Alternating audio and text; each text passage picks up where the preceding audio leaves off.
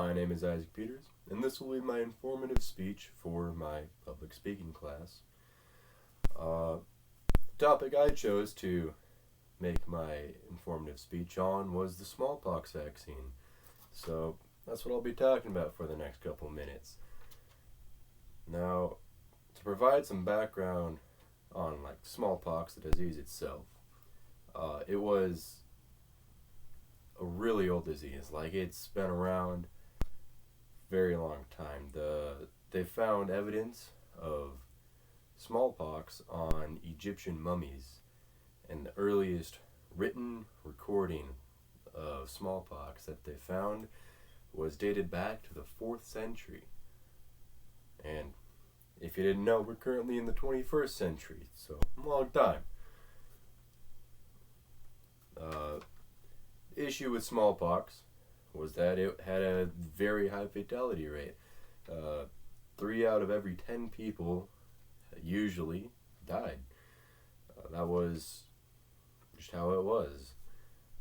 Now, unlike most diseases, smallpox has a unique feature where if you catch the disease once, then you won't catch it again.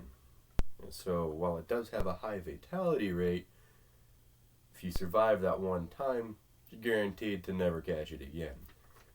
Very convenient for medical purposes, as one of the ways that they used to treat smallpox or to prevent it was that they would make a small cut somewhere on your body, usually on your arm, and then they would make a cut on one of the pustules of someone who was infected with smallpox, and they'd take the goo that came out and they'd put it in your cut so that you would then have smallpox in your body, but with it being forcefully planted into your body while it was healthy, instead of when you were less so and more vulnerable to disease, it increased the survivability rate, making it a preferred treatment versus naturally catching it on your own.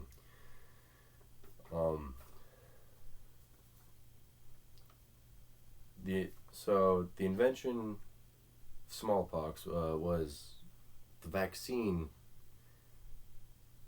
was invented by Edward Jenner in 1796, is when he officially published all his papers on it and got it released to the public. However, he had the idea of it going all the way back to when he was a student, because he overheard some dairymaids chatting about how lucky they were that they would never have to deal with getting smallpox and getting all the scars and stuff, because dairymaids, for some reason, didn't get smallpox. We now know the reason today, and the reason was that they often caught cowpox while working with the cattle all day long, which provided immunity to smallpox.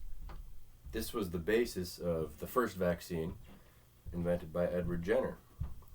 So, how the vaccine works, it's the exact same treatment as smallpox, except instead of having smallpox being transplanted into your body, it was cowpox. And this shot up the survivability rate even further.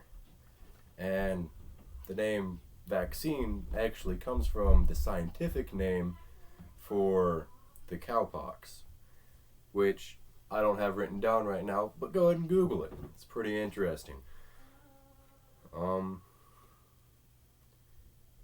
while this vaccine was awesome, it wasn't a very popular treatment, because everyone, they were getting their treatment from other doctors who they trusted for years, with the classic smallpox transfer. It's called variolation, by the way. So, another bit of information for you. They were getting variolated by these doctors for years. Their whole family's got it. This is trustworthy source, and now some dude comes out of nowhere and says, "Hey, I'll infect you with a different disease, and it'll be even more effective than your current one. Not a lot of people ended up trusting him. It wasn't very popular. That is until a particular noble lady actually got his vaccination along with her whole family and was just super impressed with it and decided to share her opinions and feelings on this new treatment with a lot of her other noble friends. And so this then caused other nobles to get it and ended up creating a trend within the nobility of the European nobility. I almost said Middle East there, but it wasn't the Middle East that this happened. It was like Great Britain area. This is where a lot of nobles started like hopping on the trend and getting Jenner's vaccination instead of previous treatment. And that's how it got spread around, was it got popularized by the nobility. And then the commoners, they saw the nobility getting this treatment and thought, it works on nobles. It's got to be awesome, so I'll get it too. And then it spread even further. And then eventually, years go by, the World Health Organization, along with the CDC, worked together to create a smallpox elimination plan where they were sending out this vaccine all over the place, and the plan was to eradicate smallpox by creating immunity within everyone.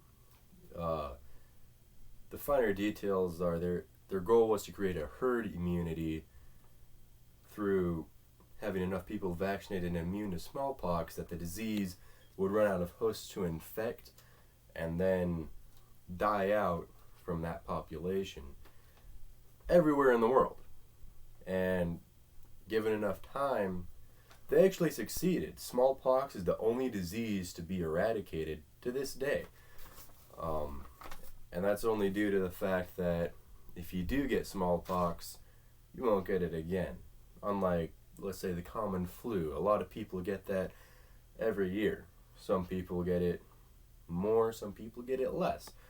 But it happens more than once.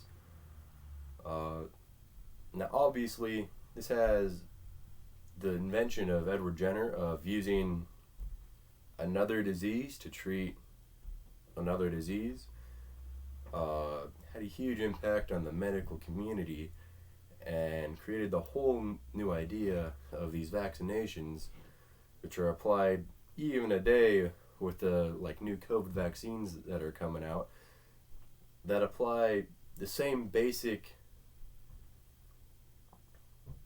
function as the original vaccine, but in a different way, which allowed us to create it faster and make it, well, I don't know if I'd say more effective. We haven't eliminated COVID not yet, so maybe we will, maybe we won't. Anyway, that's what happened. Once again, my name is Isaac Peters, and this has been my informative speech. Have a good day.